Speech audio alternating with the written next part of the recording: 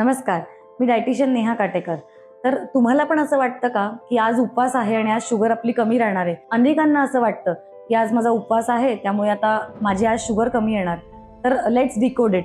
तर नक्की काय होतं उपवासाच्या दिवशी? उपवासाच्या दिवशी बेसिकली आपल्याकडनं साबुदाणा वडा किंवा बटाट्याचे चिप्स किंवा फरसाण असे काही पदार्थ खाल्ले जातात आणि त्यांनी काय होतं की शुगर स्पाइक होते, कारण हे सगळे फूड खूप हाय कॅलरी आणि हाय इन सिम्पल कार्बोहायड्रेट्स आहे.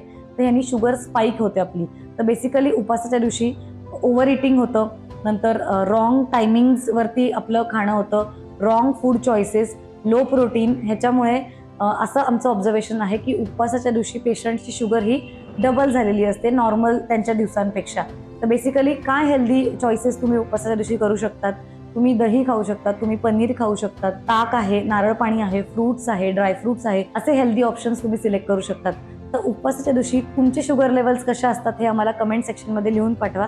नक्कीच आम्ही काही तुम्हाला हेल्प करू शकू तर चांगलंच आहे. आणि अशाच डायबिटीसच्या टिप्ससाठी जस्ट फॉर हार्ट्सला फॉलो करा. धन्यवाद.